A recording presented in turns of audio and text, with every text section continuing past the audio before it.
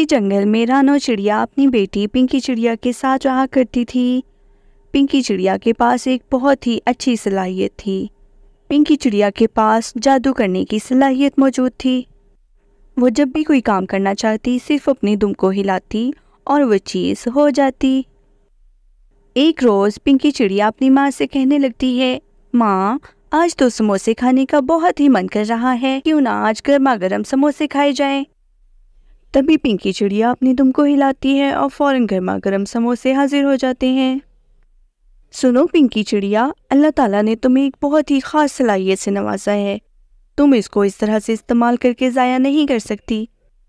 तुम्हें अपने इस जादू के साथ गरीब और लाचार लोगों की मदद करनी चाहिए। हाँ माँ, आप चिंता क्यों करती हैं, मुझे सब मालूम है।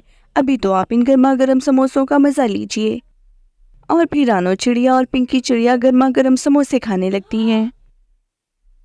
पिंकी चिड़िया को जब भी मौका मिलता वो गरीब परिंदों की ज़रूर मदद करती। एक रोज़ पिंकी चिड़िया जंगल में उड़ रही होती है कि तभी उसे नज़र आता है कि घोंसले में नन्हे मुन्ने बच्चे बैठे हुए हैं और एक चील उनके गिर चक्कर लगा रही है। पिंकी चिड़िया अपने जादू के ज़ोर से उस चील को एक मेंढक में तब्दील कर देती है, जो फुदकती हुई वहाँ से भाग जाती है। पिंकी चिड़िया को जादू करता देख एक काली चिड़िया देख लेती है और तभी वो दिल में सोचने लगती है, अगर मैं इस चिड़िया को अपना गुलाम बना लूं तो मेरे सारे काम चुटकी बजाते ही हल हो जाएंगे। यही सोचकर वो काली चिड़िया पिंकी चिड़िया के पास मदद के लिए चली जाती है। प्यारी चिड़िया, क्या तुम मेरी मदद करोगी? मेरे बच्चे कल से बहुत भूखे हैं और बहुत बीमार हैं, क्या तुम मेरे साथ चलोगी? लेकिन चिड़िया, मैं तुम्हारी मदद कैसे कर सकती हूँ? मेरे पास तुम्हें देने के लिए कुछ भी नहीं है। अभी अभी तुमने जादू के जोर से एक चील को मेंढक में बदल दिया। मैं चाहती हूँ इसी तरह तुम मेरे घर की हालत भी बदल दो।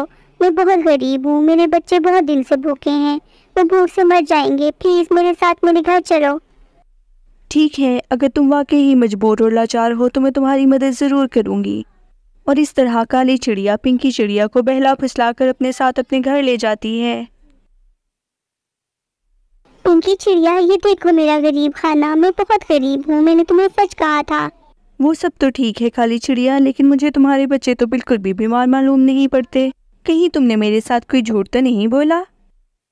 अरे नहीं प्यारी चिड़िया, झूठ किस बात का, मेरे बच्चे सच में बीमार हैं। तुम ऐसा करो, तुम आराम करो, मैं तुम्हारे लिए कुछ खाने को लेकर आती हूँ। और फिर काली चिड़िया अपने मंसूबे पर अमल करने के लिए वहाँ से चली जाती है। अब मुझे इन चिड़िया को फंसाने के लिए कुछ करना पड़ेगा। ऐसा करती हूँ, सेब में बेहोशी की दवाई मिलाकर उसको जाकर दे देती हूँ।